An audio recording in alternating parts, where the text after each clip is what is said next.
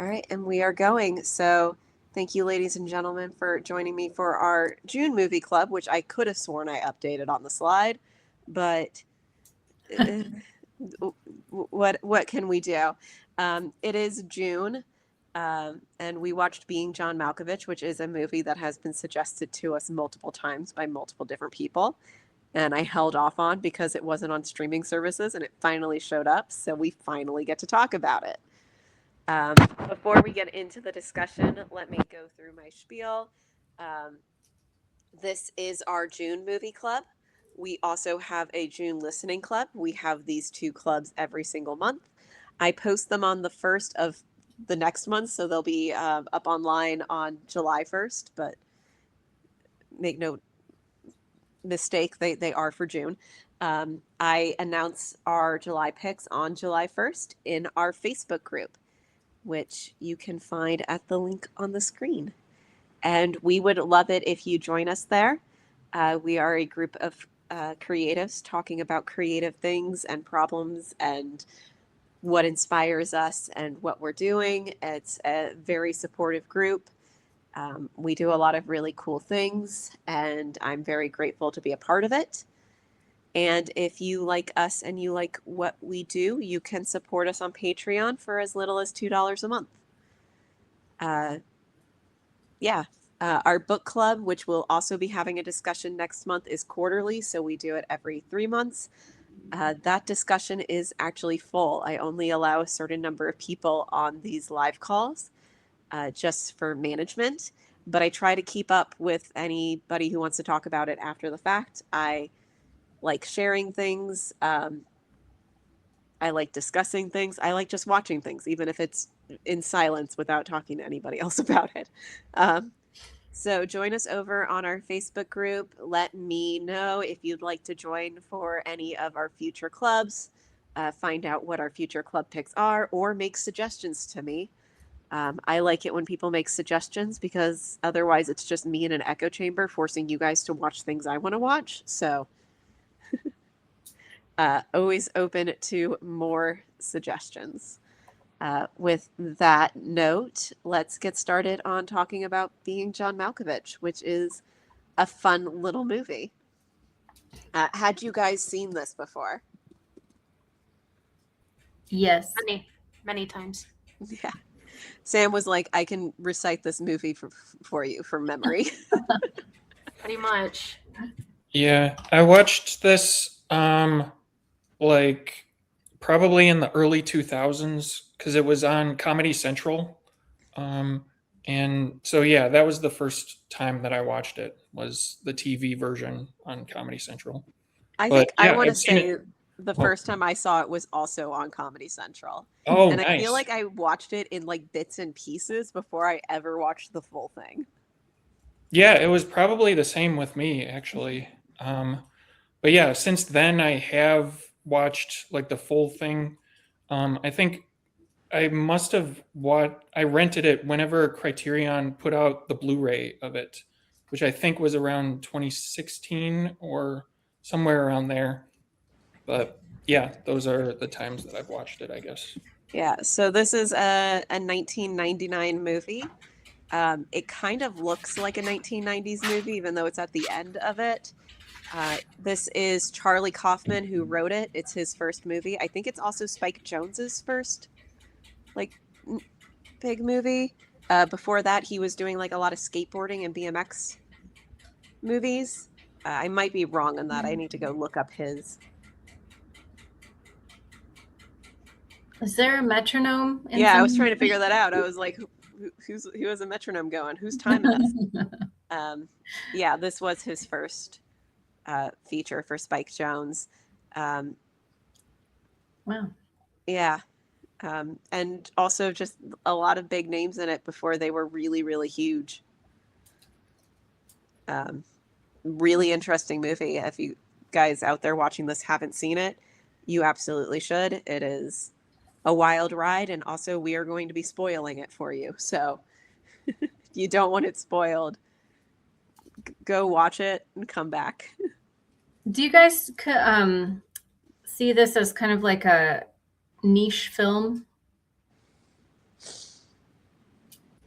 I could look at it that way. Yes and no. Hmm. Um, Yeah, I I'm think curious because I mean, I saw it. I don't even remember when. Probably in the early 2000s with my like film nerd friends, but film nerds. So being John Malkovich is such a weird movie to me because it feels like it's such an essential piece of the zeitgeist. Like, it's a movie that my parents also know. But they don't know Eternal Sunshine of the Spotless Mind, which was also written by Charlie Kaufman. Um, so it's kind of like in a weird realm. So it feels like Eternal Sunshine of the Spotless Mind is like almost more of a niche movie in terms of just like people's knowledge of it. interesting. I would have seen it as the opposite. That one would have more of a popular. I also, especially because Eternal Sunshine of the Spotless Mind actually like won an Oscar. But I have found more people that aren't in film know being John Malkovich more than Eternal Sunshine. And I just thought that was an interesting thing that I discovered while talking about this movie with people I know. Interesting. Yeah, I'm not sure like how to objectively compare the two, but um like the way I think about cultural impact is that if something happens in the news and then people start making comparisons to a movie.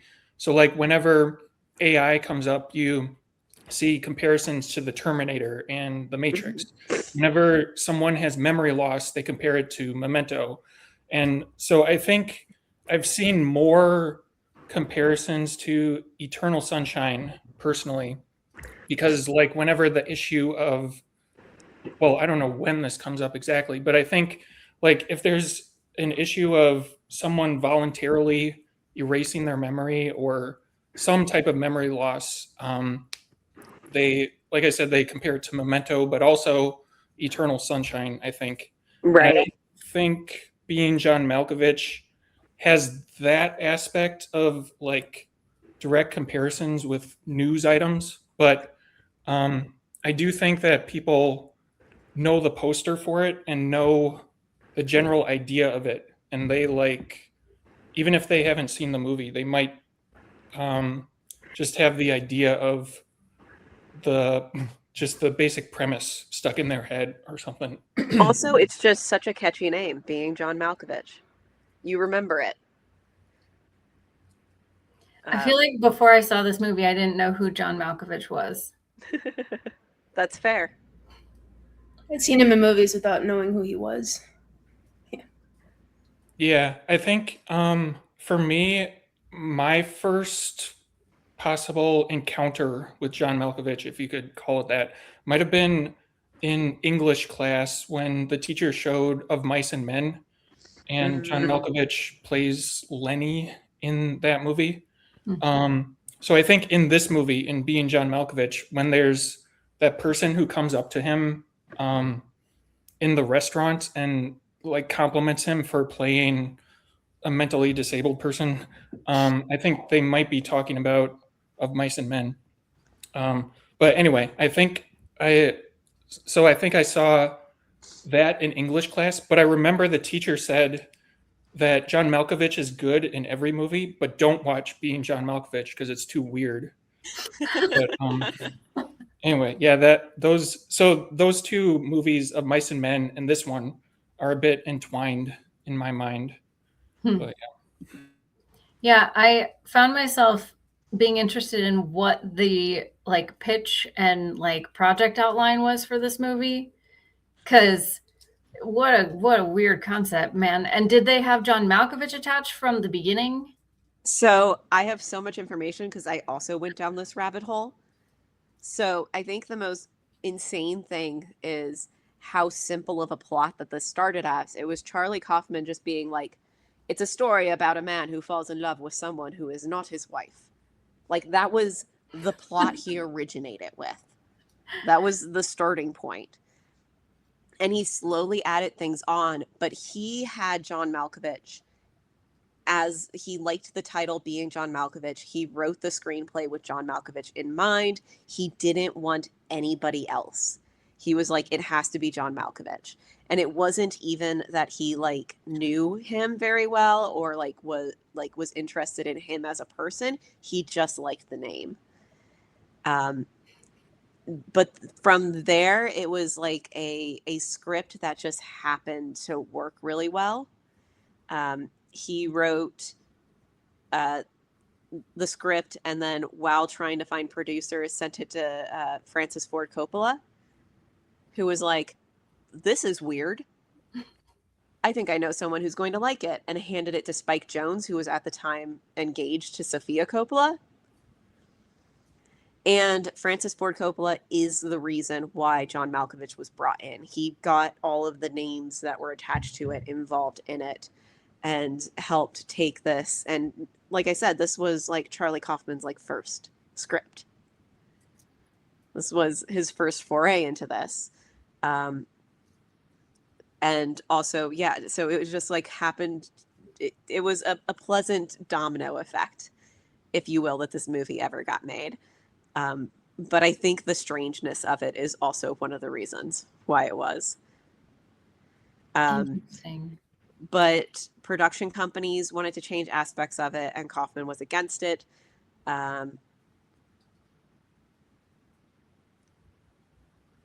Yeah, they went to multiple different places for it. They did try to replace John Malkovich, and they were like, no, you can't change the title. Like, that is the one thing that they refused to change about it. But I think one of the things that I love about this movie is just how inconsequential so much of the weirdness is. Like the 7.5 floor.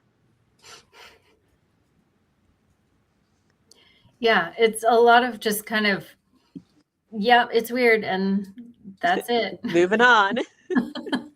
Yeah, before this, Charlie Kaufman had a background in like sketch comedy. Like I haven't looked it up recently, but I believe he wrote on the Dana Carvey show alongside Stephen Colbert and I believe maybe even Louis C.K. But like a bunch of comedy writers sort of got their start on the Dana Carvey show. But I like during this rewatch, I could definitely see like the influence of sketch comedy because there are these little pockets of weirdness and then the plot kind of moves on, kind of like you said. But yeah, I think it comes from his background in sketch comedy. Like very darkly humorous. Yes. Yeah, very dark. I had forgotten how dark it gets and how creepy John Cusack's character is. So he's every terrible. time I forget about this movie, for some reason, I like always think it's Nicolas Cage for a split second, and I have to be like, no, it's not. No. Yeah, and I remember at the time we were discussing how odd the casting was because you wouldn't peg someone like John Cusack at the time was like kind of all-American good boy. Mhm. That was how he was getting cast. And so in this movie, just complete departure. Yeah, you don't even recognize Cameron Diaz. Mm-mm. Oh yeah, I was gonna say she had a major departure from the type of role she's used to playing. Yeah.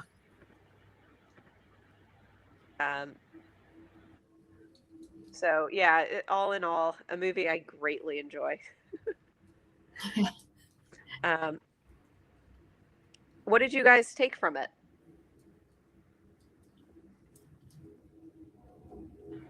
Gender identity issues meets theories of consciousness. Let's see where to start. That's kind of the reason why I phrased the question like that. Is I was like, what did everyone latch on to? Yeah, I found myself feeling sorry for the little girl. What's her name at the end? I don't remember. Emily. Emily. Emily, yeah. Like, she's just a kid. This is her fate. So when she turns 44, she's just going to be taken over by this multiple consciousness being. Like, that sucks. We're all hive this minds. collection of old people. Yeah. Hive minds of old people Yeah. implanted in our consciousness. Poor kid. Like, she can't have a life of her own. I mean, she does until she's 44. I'm 42. And who knows? You don't know. There's like, No, I other could have a than- portal that I'm unaware of. yeah, people could be looking through your eyes. I do think it's interesting, this whole concept of like being you and also being somebody else. Because people are willing to pay to be John Malkovich for like 15 minutes. And when you say that, you're like, oh, he must be doing something fantastic. But every time we're in his mind, he's like ordering bath mats. Yeah, I found it really funny the scene where he's just like, was it when he was ordering the bath mats and he was like going through the fridge, and the guy comes out and he's like, that was amazing. Mm-hmm. Okay. Of just like what it's like in someone else's mind for a split second, even if they're doing the most boring thing. It's just so different from what you're doing. Yeah. Yeah, people. The thing that struck me during this rewatch, I think it's been at least 10 years since I've seen this movie, but it's always very funny how the characters just buy into this crazy idea. Like during even like when John Cusack is initially explaining this whole thing to Catherine Keener, he's all dirty and he looks crazy and he's kneeling on the floor and he's talking about a portal into John Malkovich's head. And Catherine Keener doesn't even need proof of it. She just she initially like pats his head and leaves the room, but then she calls John Cusack and wants to start selling this experience immediately. Like she doesn't even need to try the portal herself. So it's pretty funny how like the pretty much everyone in the movie just accepts that this is real, and there are like other things that they accept as well, like John Malkovich becoming a puppet master who is like he I mean by the end of the movie he's probably more famous as a puppet master than as the actor John Malkovich, and he's like more critically lauded and stuff. I want to know what happened in between like him getting older and like when the old people like took over, because he was a puppeteer for like 8 months. Wasn't that a PR thing? That was my theory. His PR representative orchestrated the whole thing. Yes, but Yeah. that is a very like random pivot for an actor to make mid-career. So And also, like, what did the old people do? Like, all right, done puppeteering. well, they were never they weren't using the portal until it was Mhm. like time. Right, because Oh, they you mean can't after control they him. took over? Yeah, I After don't they know. took over, what happened to John Malkovich's career? Yeah, I would be interested to know that too.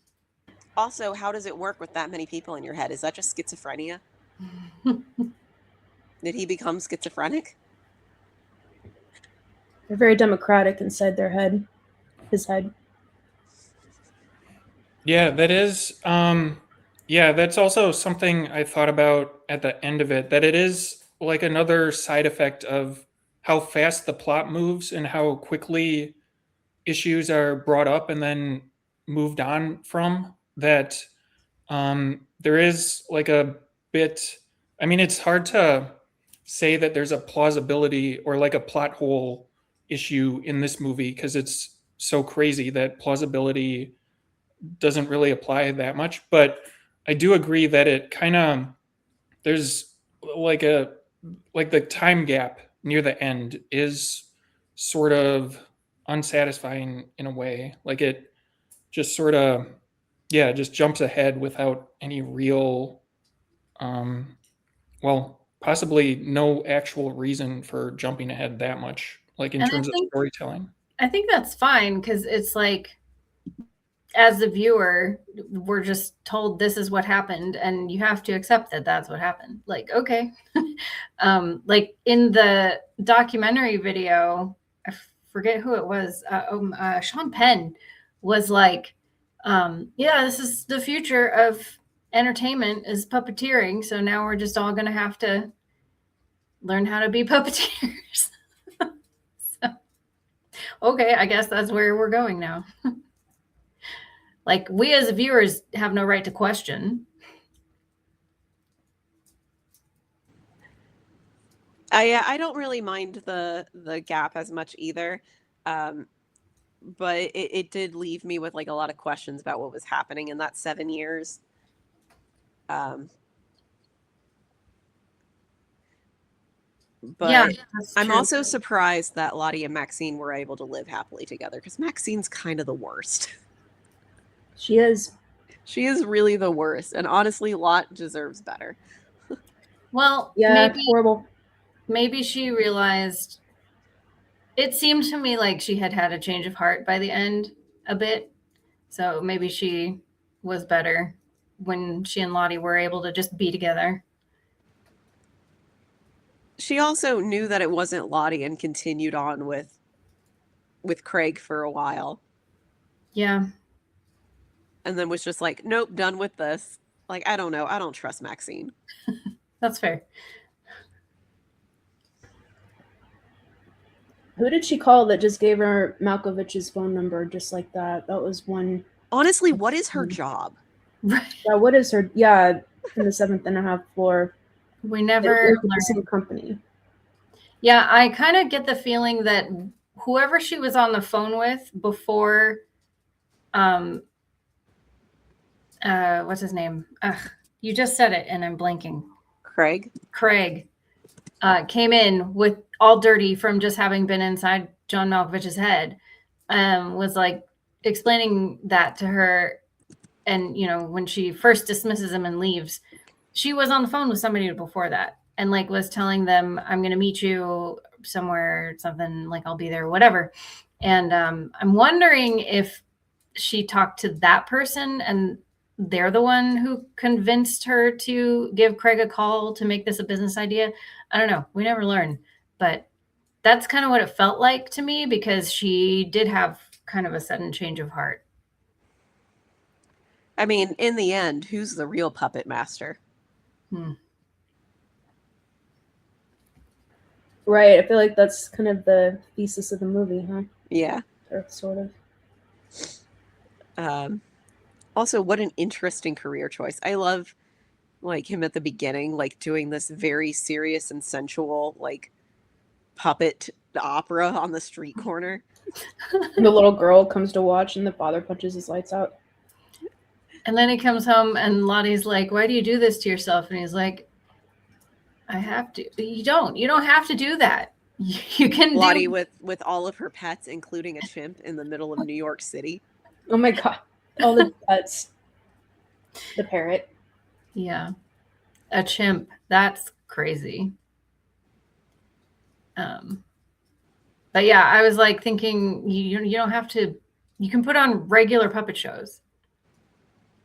You don't have to put on like very kind of sexually suggestive adult puppet shows on the street. But that's I personally have never seen a serious puppet show, and so maybe I'm just not in with the community. The Marionette Theater in LA. He could join that. Maybe that's a bit different. That's one thing that I've seen that may be similar. Yeah, I don't think I've seen anything like that in America. But in Europe, they do stuff like that. Yeah, I've never seen like an art house puppet show. The closest thing I saw was when I was a kid. There was a puppet show of The Hobbit on stage, and I remember seeing that. But yeah, I've never seen like an art house puppet show where like well, I don't know what was happening exactly in his puppet show, but it looked like an experimental puppet show, I guess you would say. It was more just impressive puppetry, more so than it was like a story. Mhm. Yeah, that is true. Actually, like a lot of the puppet work in this movie is quite impressive. Like even when Malkovich is like teaching a class and he's like making the puppet walk and making the puppet fall down, it actually looks quite impressive. I feel like puppetry can be such a fascinating art form. Like you have to be so coordinated to control all the strings and make it do what you want it to do. I forget, when I was a kid, I saw some puppet show somewhere, and it inspired me to want to learn how to do that. Um, I didn't get very far, but it gets hard, especially when you're controlling things like, multiple joints and like eye blinks, like eyelids and stuff like that. So the puppeteer in it is Philip Huber. Just so that you know, he has a company called Huber Marionettes. Oh wow. Should probably know who this guy is, shouldn't you? That's cool. Yeah. So he has a very terrible website. Puppeteers, I guess. Okay. I'm Low tech. interested. Did you find any information on that scene in the theater where John Malkovich is controlling a life-size puppet? Oh, at I ABT. assume that was a dancer Yeah. in a suit. I assumed it was a dancer in the suit, also based on how the joints were moving. Yeah. You do. But it also moved with a very puppet-like quality. So it was a little bit impressive to me. I was wondering how that was shot. Yeah, it was a human actor that played the puppet in the wide shots. And then when it came out close up, it was Philip Huber doing a close up for the dance. So it was a mix of both of them. Mm. A close-up on a regular-size puppet? Yeah. Yeah, I also love that visual. That's like one of my favorite like cinematic shots from the movie is John Malkovich up in the rafters with all the strings. Right. Iconic. So yeah, there is some information on how the puppetry. I didn't watch like any videos on it. I actually would be interested in doing it.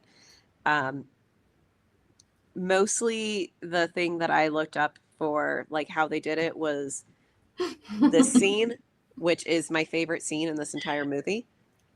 Yeah. And the answer is very good masks. Yeah, I assumed that they were all obviously added in post, the faces. Yeah, a lot of them are masks, though. And I was wondering, have any of you seen the movie Adaptation? I have not, and actually I really want to go through and like watch all of Kaufman's movies.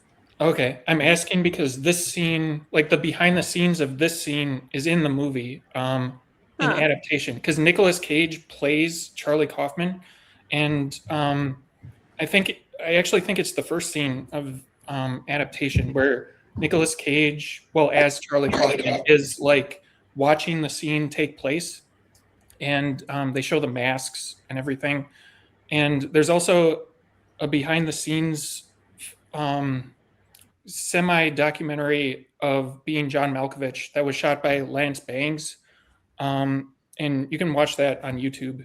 And it also shows this scene, and I always remember that behind the scenes moment or the behind the scenes view of it because the real John Malkovich, when he's doing the scene, like in between some of the takes, he makes kind of a speech where he tells people to be mindful of the people in masks because the masks are hot and kind of heavy. So he's kind of telling the crew to keep that in mind and like hurry up essentially between takes so that the people in masks don't get too uncomfortable. But yeah, it's a super impressive scene. Like it's seamless in the movie. Like you don't know how it's happening, but like yeah, it's just extremely well done.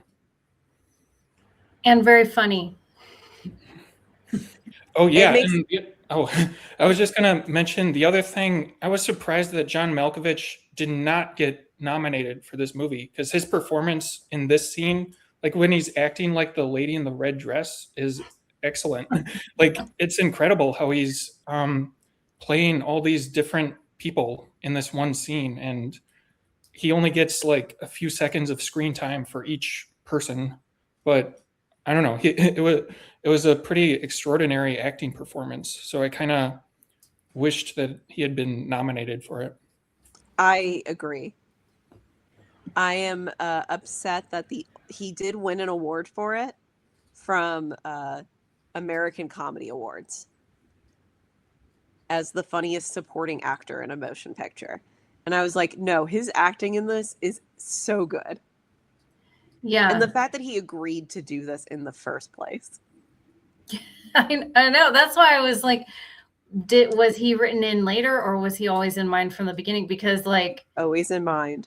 can you imagine having just as an actor this script presented to you and it's about you it like in this way is just strange.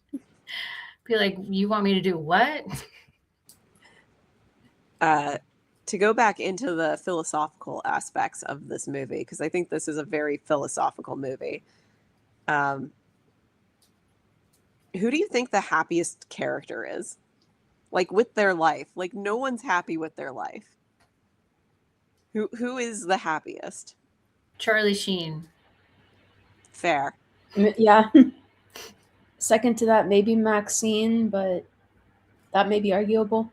Maxine's the only one that never went into John Malkovich. She's the only one that hasn't experienced someone else's life. Mm-hmm. The only one content enough being herself. I still think she's the worst. She still is the worst, yeah. She doesn't feel bad about the things she does. I don't remember who it was supposed to be, but it initially wasn't supposed to be Charlie Sheen. It was supposed to be someone else, and then John Malkovich just said that it should be Charlie Sheen because that's who he would turn to in a crisis. Which insane statement to make. Really interesting. I wouldn't have guessed. I thought they were just cast him, you know. He and Gary's Denise.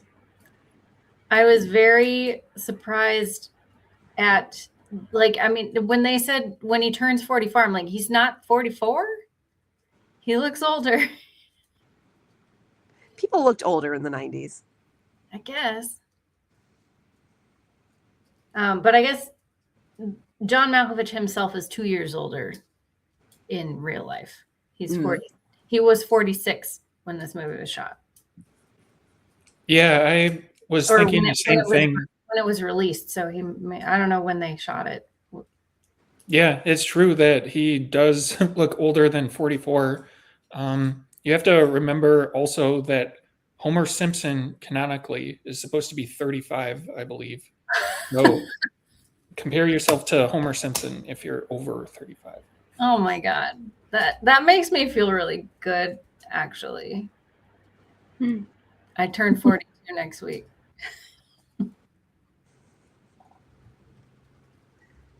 Did it make you think about like your own identity at all? No, there was a moment where somebody asked somebody else, and I forget who to whom, if they've ever thought about their sexual, or if they've ever questioned their sexual identity before. I think Lottie does that because Lottie questions her like gender identity. Yeah. No, but somebody at some point asked somebody else, have you ever thought about that? And they say no. Or have you ever questioned your, I forget what it was. And they're, nope. Oh, yeah, no, me neither. So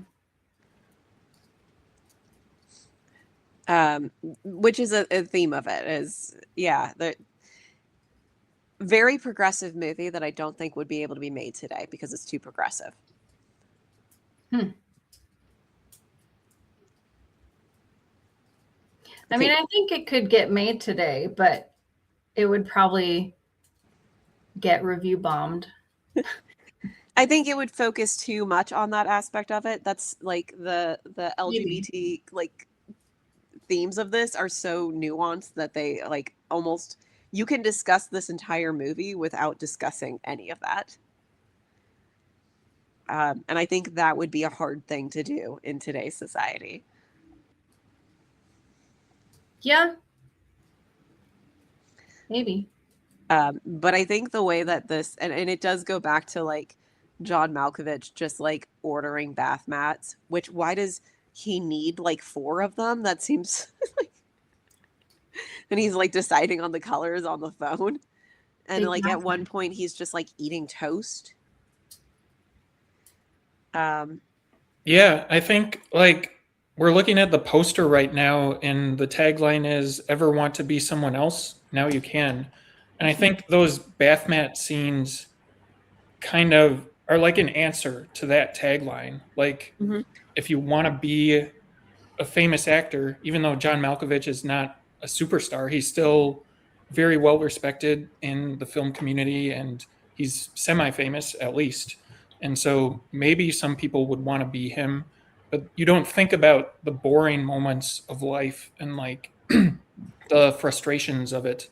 And I think, yeah, like the bath mat scene and um, the shower scene and all those little scenes are kind of like um, a philosophical answer to this tagline or I this mean, question. Yeah. in today's society, we see everybody's life through social media. And I'm trying to stay off of social media because it's so easy to see this and like imagine that other people are living a better life when most, like 99% of life is incredibly mundane. Yeah. If this were made in the social media era, that would be interesting. Yeah. Social media is a very highly curated like representation of a person's life. It's not necessarily true. And so I love this idea of just like watching him do the most mundane things.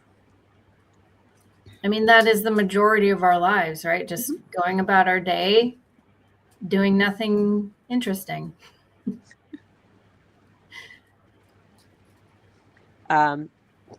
Yeah, it's so easy to just like have FOMO of like these other people's lives. Yeah. Do you think that the film's suggesting that like identity as like something internal rather than a physical being, I guess? I think that's the entire hypothesis, right? Because, you know, that's what kind of inspires Lottie to consider like a sex change. And Which ultimately, I don't think she ever does. No, she just ends up in a lesbian relationship. Right. But it's like, it's okay to have those questions and they're not who you are, but also whoever is inside you at that time is kind of who you are, because when John Malkovich gets taken over, he's no longer John Malkovich. He's somebody else. So yeah, I think. But when you experience him before, like you're just watching John Malkovich, you can't understand his thoughts and you can't influence his actions. So is it kind of like a thesis on feeling trapped in your own skin versus being like the puppet master of your own skin, so to speak?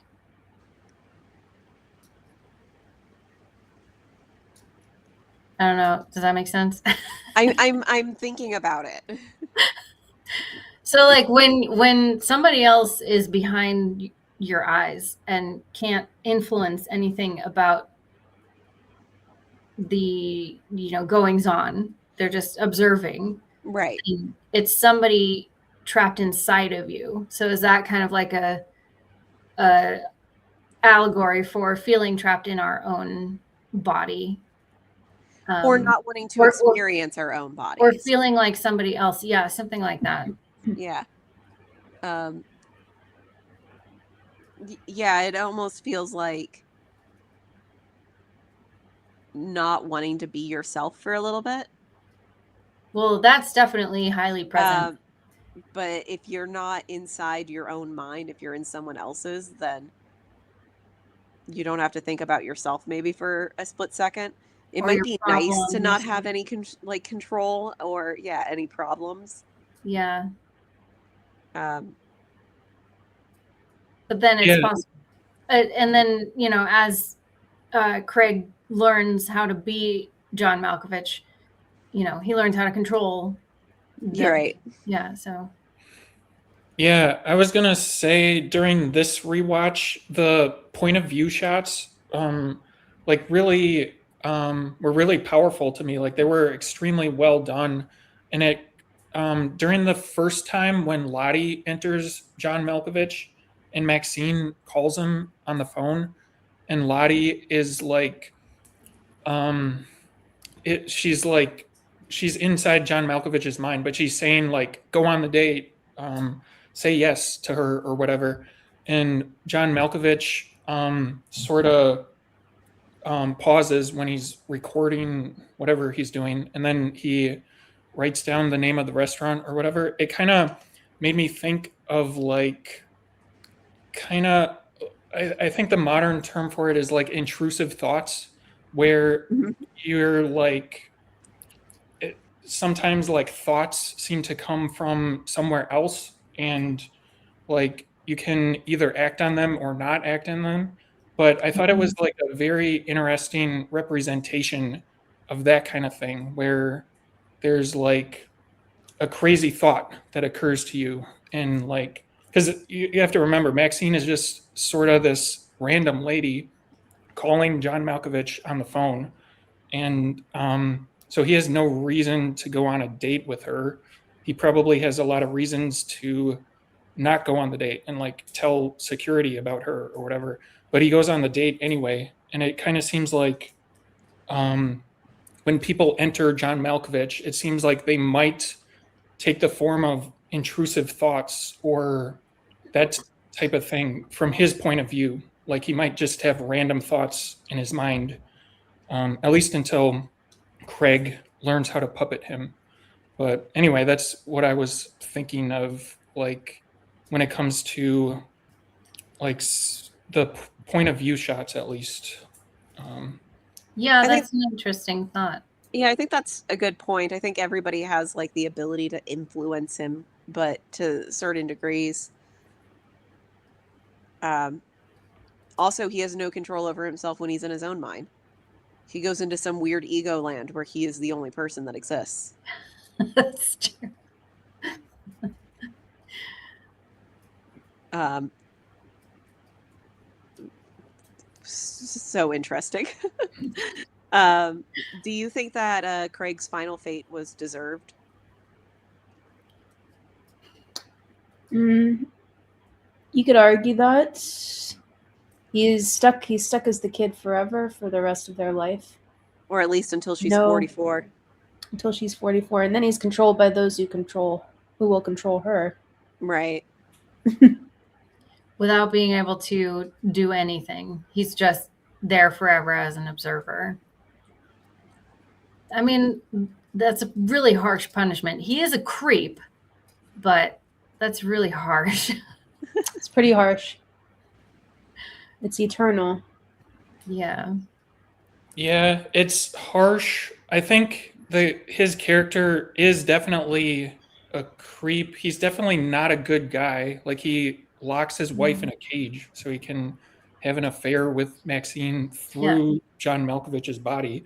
He holds her That's at pretty evil. gunpoint. Yes. Abusive Yeah. husband. So yeah, it's hard to say if it's deserved because or like I don't know. Yeah, that's a pretty bad fate. It actually reminds me of the movie Enter the Void, Have any of you seen that? I don't Okay. think so. Oh, yeah, I guess yeah, I guess I should stop myself from majorly spoiling that movie, but there is a bit of similarity, let's Hmm. say. But anyway, yeah. Um yeah, he is a very bad guy though. So he does pretty much deserve some punishment. I agree with what people said earlier also that Maxine is also pretty horrible. She's kind of depicted as a master manipulator. Like her whole thing is manipulating people or puppeteering them by um like from a not by entering them like Craig does, but just through her words and stuff like that. So yeah, both of those people are pretty bad. Yeah, in that regard, I don't think that there is an overarching sense of justice to what happens to Craig, because Maxine basically gets off scot-free and ends up with the best scenario. Like, she got a wife and kid out of it. She's fine. Yeah. But Craig is like eternally tortured by having to watch his former wife and his his eye candy, whatever you want to call Unrequited her. love interest. Yes. Be in love in front of him and not be able to do or say anything about it. So I mean, in a way, that's kind of poetic justice, but it's super, super harsh. I don't think he deserved that. I mean, seeing them get together, sure, but after that, I think once is enough. He gets mothered by her, I guess, because he's the kid. Yeah. So that's interesting. Yeah. Sort of like a marriage. No, kidding. Were there any other thoughts that someone had that they wanted to discuss before the end of the evening? Because, like I said, we have a hard out at like an hour on this one. Can we talk really briefly about the secretary? Flores? Yeah. I find her very funny. I love that he's like, oh, I have a speech impediment. So he's like speaking perfectly clear. Yeah. You probably can't understand a word I'm saying. He was so And then he confused. gets her in the end as John Malkovich, which feels like his end goal. Yes. Yeah, well, he had said if he was 80 years younger, he would be all over that. So I'm glad it worked out for him. I still can't imagine sharing a mind with that many people, though, that they had going in. True. But also, 7 years later, and they aged both of them up so much. I was like, it's been 7 years, so he's what, 53? And he looks like he's 70 now? I do think Yeah, I it's know. funny that both when like the older man is in John Malkovich and also when Craig is inside John Malkovich, they shape them like him after themselves. Like they don't stay as John Malkovich. They turn into like who they were. Yeah. So even though they moved bodies, they did not change whatsoever. They changed nothing about themselves. Yeah, I guess just in the lore of the film, like when you're inside the person's mind, do you still like, do they still have some of the personality and characteristics of the person that it was before, or does that get completely overwritten? It seems like it gets completely overridden. I imagine it gets pushed into the subconscious, which is what they were talking about and why they had to have Craig out of the mind when they came in. Yeah, I remember that the old guy said that they couldn't push him out because he was too powerful and they would just end up getting pushed into the subconscious. So is that what intrusive thoughts are then? Somebody in our portal influencing our actions? That explains everything.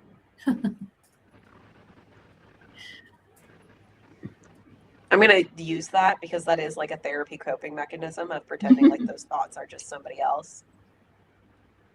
It's just that movie being John Malkovich. That's all it is. Yeah. God damn it! Someone's in my portal. Yeah, get off my lawn. Get out my portal. If you had access to the portal, would you use it? I mean, I feel like we kind of do that, don't we? That's why it's That's just watching vlogs. well, escapism. Like everybody loves to role play. Like a lot of people play role playing video games, role playing games of multiple kinds. Reading books allows you to step into somebody else's mind for a bit. Different types of experiences that we actively seek to step outside of ourselves. Escape rooms, anything that puts you in a scenario that you wouldn't be in real life. I find myself in escape rooms regularly in my real life. No, I mean, like you're playing a scenario though when you're doing that. That's not, so that's a form of like stepping into another role. Acting. Yeah, with the basic question of whether I would use the portal, I think I might want to try it under like the initial premise, which is you pay $200, you go inside him for 15 minutes, and then you're kicked out. Because it would be kind of mind blowing to try it, and like $200 is pretty low for that type of experience. So it's a good deal. I would try it, but anything longer than 15 would probably just not be fun anymore, and it would be unethical. Like I wouldn't try to puppet him like Craig does. At least, yeah. I would just want a very quick experience just to see what it's like, because it's such a weird thing, like entering someone's mind through a portal in a strange office. It would be worth it for that experience, but I don't know. nothing It's kind of a than- gross tunnel. It is kind of a gross tunnel, but it seems to be worth it based on people's reactions. Yeah, I think I would give it a try. Although I feel like in real life, if this was actually possible, it would cost a lot more than $200. But yeah, I do feel like it would be unethical to go beyond that. And also kind of boring, because especially if you couldn't actually influence anything that was happening. So you're just sitting around watching somebody else's mundane day forever, or like forever for however long. Like, I don't want to do that necessarily. You'd have to time it right. Yeah. Like she does at 4:11. Exactly. I always wondered what happened to Lottie's pets. Oh yeah. Well, the chimp is with them at Dr. Lester's before they all go inside. I guess she brings them all with. Was the I'm plan sure to she- bring them all into John Malkovich? All the pets. Yeah. Oh no, I just they were watching TV with the chimp. That's all I remember. I'm sure she wouldn't have wanted to leave them behind.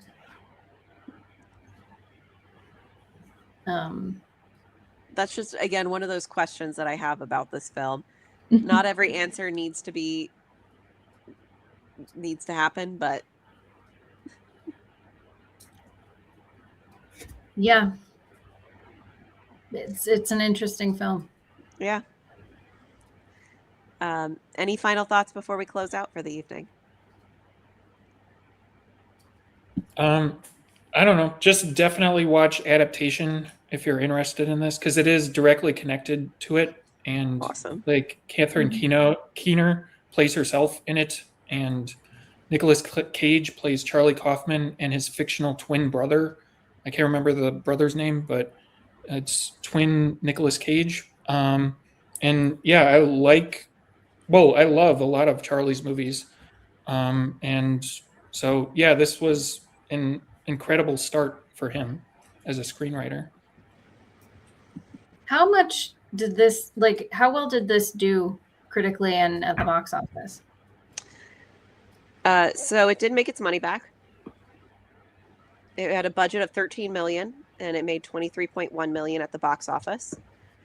And I think it was critically successful. I mean, it seems was, like a movie that critics would like. yeah. Yeah, it was nominated for 3 Oscars. Like I said, not John Malkovich, but Charlie Kaufman got a Best Screenplay nomination. Catherine Keener got a Best Supporting Actress Oscar nom, and Spike Jonze got nominated for Best Director. And that was I guess the other small thing I wanted to mention is that Spike Jonze does an incredible job with this movie. Like you said at the beginning, his background was in like skate videos, and he was involved with Jackass, I think, as a producer. And I don't he's been the producer on every single one, including the one that's coming out in like a couple weeks. Wow. Yeah, so it's pretty incredible that he just shot right out of the gate with this movie being like an art house comedy, and like, yeah, and then he won an Oscar for Her later. Mm-hmm. I think that was Best Screenplay Oscar, though. Yeah, because he wrote and directed it. Yeah. So anyway, yeah, there's just an incredible amount of talent involved in this movie. Pretty much everyone involved in it is incredible in some way. Yeah, I feel great like it movie. holds up. Yeah, and it does. I think it's a very interesting movie to watch now in today's age. Yeah. Yeah, I think about it in terms of now there's the back rooms, like, and The Office reminds me of the back rooms where it's like a Yeah, normal setting, but it's lowered down. Like the ceilings are literally lower, and it Just a kind of little off. yeah, exactly. It's just a little off, and it kind of taps into the same thing as the back rooms does, in its own way. all right. Well, I want to thank you guys for joining me for the discussion tonight, and I hope to catch you on the next one. Bye. Bye.